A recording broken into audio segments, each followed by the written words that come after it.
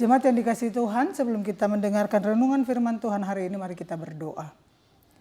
Bapa dalam Tuhan Yesus, terima kasih untuk kehidupan anugerah-Mu yang kami terima di minggu pertama bulan Juli ini.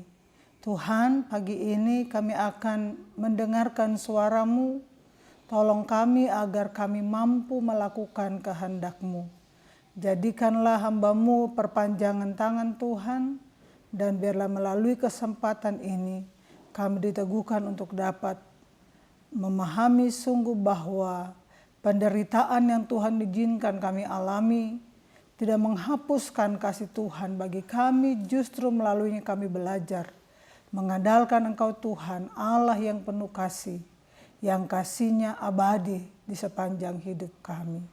Dalam nama Yesus kami berdoa. Amin. Jemaat yang dikasihi Tuhan, firman Tuhan hari ini dalam Ratapan pasal 3 ayat 22 sampai 33 di bawah sorotan tema kasih setia Tuhan abadi. Saudaraku yang dikasihi Tuhan, setiap orang dalam hidup ini mendambakan apa yang diharapkannya dapat tercapai. Setiap manusia tidak menginginkan kehidupannya dipenuhi dengan penderitaan. Tetapi satu hal yang pasti kita pelajari dari firman Tuhan hari ini adalah Tuhan selalu punya maksud di balik peristiwa hidup yang dialami orang-orang percaya. Kehidupan orang Israel sebagaimana digambarkan firman Tuhan hari ini juga memperlihatkan kepada kita bahwa keadaan mereka tidak sedang baik-baik saja.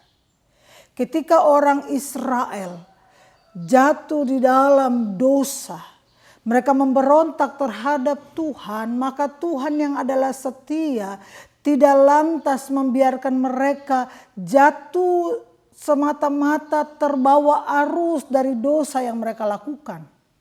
Tapi Dia menghajar mereka. Dia membawa mereka untuk memahami bahwa sesungguhnya kesetiaan kepada Tuhan adalah hal penting. Sesungguhnya kesetiaan untuk berpegang pada janji setia kepada Tuhan untuk menjadikan Tuhan satu-satunya Allah dalam kehidupan mereka. Itulah jaminan untuk menikmati kasih setia Tuhan yang tidak pernah beranjak dari hidup orang percaya. Bapak, Ibu, dan Saudaraku yang dikasihi Tuhan, kitab Ratapan sebagaimana judulnya adalah sebuah ungkapan hati, sebuah tangisan dari Nabi Yeremia. Mengapa kitab Ratapan ini ditulis? Sesungguhnya kitab Ratapan ditulis sebagai ekspresi kesedihan hati dari seorang nabi yang dipilih oleh Allah, menyadari keadaan bangsanya yang terpuruk akibat dosa ketika Tuhan menghukum mereka. Pada tahun 586 dikatakan bahwa Yerusalem jatuh ke tangan Babel. Kita tahu bagaimana posisi kota Yerusalem dengan bait Allah yang ada di sana.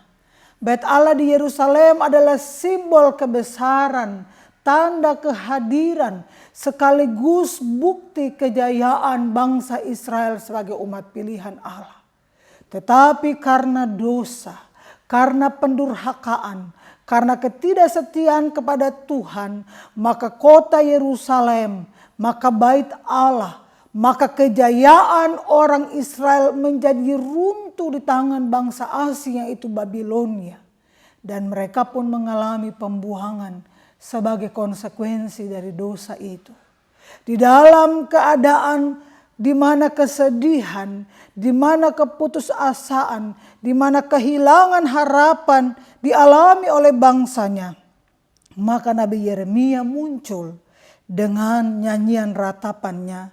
Sekalipun dia tahu kondisi sulit yang dihadapi oleh bangsanya, tapi Yeremia menyadari sungguh bahwa karena Allah adalah setia dan adil, maka penghukuman itu harus berlaku supaya umat kembali menyadari dosanya, supaya bangsa Israel khususnya orang-orang Yehuda memahami bahwa sesungguhnya Tuhanlah penentu masa depan mereka. Dan ketika mereka tidak setia kepada Tuhan, maka pasti hukuman akan mereka terima. Di dalam penghayatan Yeremia akan kasih Tuhan, sekalipun ia menghukum mereka, tapi ia juga tidak membiarkan mereka sendiri. Maka firman Tuhan hari ini berisi penghiburan dan kekuatan kepada orang-orang yang sementara mengalami penindasan. Orang-orang yang tergusur dari tanah leluhur, dari tanah yang Tuhan berikan kepada mereka sebagai janji setianya kepada nenek moyang mereka Abraham, Ishak dan Yakub. Dan firman Tuhan khusus ayat 22 hari ini berisi sebuah pengakuan, nyanyian tentang kasih Tuhan yang abadi dan tidak berkesudahan. Yeremia dalam ratapannya, dalam nyanyian kesedihannya menyatakan, tak berkesudahan kasih setia Tuhan, tak habis-habisnya rahmatnya, selalu baru tiap hari, besar kesetiaanmu. Bapak, Ibu dan Saudaraku yang dikasihi Tuhan, tak berkesudahan kasih setia Tuhan adalah sebuah pengingat, adalah sebuah pengakuan bahwa di balik penghukuman Allah selalu tersedia pertolongan Tuhan. Nyanyian ini dibawakan oleh Nabi Yeremia, ratapannya terhadap keadaan bangsanya, untuk mengingatkan bangsanya betapa hanya Tuhan yang sanggup menolong, hanya Tuhan yang sanggup membebaskan mereka. Di dalam penderitaan, ketika harapan menjadi hilang, ketika tekanan hidup menghimpit, ketika orang merasa tidak ada lagi pertolongan, maka Yeremia mau mengatakan kepada orang-orang buangan, kepada bangsanya yang telah kehilangan bait suci, yang telah kehilangan kota Yerusalem sebagai pusat ibadah, bahwa Tuhan tidak pernah akan meninggalkan mereka. Kasih setia Tuhan bagi bangsanya adalah abadi. Mereka tidak akan pernah dilupakannya. Hanya Tuhan menginginkan supaya orang-orang Israel berbalik, mengingat dosa mereka, merenungkan hidup yang telah mereka jalani, yang membuat Tuhan harus menegakkan keadilannya dan membawa mereka, mengizinkan mereka mengalami penindasan oleh bangsa-bangsa yang tidak mengenal Allah. Bapak, Ibu dan Saudaraku yang dikasihi Tuhan, melihat kepada kenyataan hidup bangsa Yehuda, orang di Israel Selatan, sebagaimana digambarkan firman Tuhan hari ini, rasanya tidak berlebihan kalau saya mesti katakan buat kita bahwa kondisi kita hari ini pun tidak jauh berbeda dengan apa yang dialami orang-orang Israel. Kita sementara bergumul dengan penderitaan, dengan sakit penyakit, dengan pandemi COVID-19 yang membuat banyak orang menjadi korban, meninggal dunia, menjadi sakit, kehilangan orang-orang terkasih. Tentu dalam situasi ini kita bertanya, mengapa Tuhan? Mengapa ini terjadi? Mengapa Tuhan mengizinkan dunia mengalami situasi ini? Apakah Tuhan telah menghukum kita? Apakah Tuhan sedang mengingatkan kita sebagaimana penghukumannya kepada orang-orang Israel? Firman Tuhan hari ini mengingatkan kita bahwa dalam situasi tertekan, ketika kekhawatiran akan hari esok, ketika kegalauan menghampiri kita, ketika kita merenungkan dan mengingat penderitaan kita sebagai manusia, dan betapa tidak berdayanya kita menghadapi pandemi COVID-19 ini, maka firman Tuhan hari ini memberikan penghiburan kepada kita. Betapa Tuhan tidak pernah meninggalkan kita. Nabi Yeremia di dalam kitab Ratapan ini mengingatkan kita, adalah baik menanti dengan diam pertolongan Tuhan. Adalah baik bagi seorang pria memikul kuk pada masa mudanya. Biarlah ia duduk sendirian dan berdiam diri. Kalau Tuhan membebankannya, biarlah ia merebahkan diri dengan mukanya dalam debu. Mungkin ada harapan. Ayatnya yang ke-26 sampai dengan ayat yang ke-29. Ayat-ayat ini mau mengingatkan kita semua bahwa sesungguhnya di dalam penderitaan, sesungguhnya dalam ketakutan, sesungguhnya dalam pergumulan hidup, kita tidak bisa mengandalkan kekuatan diri sendiri. Saat-saat ini Tuhan mengingatkan kita melalui firman-Nya bahwa kita harus berintrospeksi, kita harus berkontemplasi, kita harus bermeditasi, merenungkan hidup ini. Apa yang sudah kita kerjakan di dalamnya. Apakah kita sudah setia kepada Tuhan? Atau sebaliknya pelanggaran-pelanggaranlah yang kita kerjakan, kita lakukan, kita tunjukkan dalam hidup sebagai orang percaya. Firman Tuhan hari ini mengingatkan kita. Janji Tuhan selalu diberikan bagi kita. Janji Tuhan adalah ya dan amin. Sebagaimana ratapan, nyanyian kesedihan Nabi Yeremia. Pengakuannya kepada Tuhan di dalam penderitaan umat yang dialami bersama dengan mereka. Hendaknya perkataan Nabi Yeremia dalam ayat 22 menjadi doa kita bersama. Keyakinan kita, tak berkesudahan kasih setia Tuhan, tak habis-habis rahmat-Nya. Selalu baru setiap pagi, besar kesetiaanmu. Ayat ini mengingatkan kita bahwa kasih Tuhan adalah kasih yang abadi.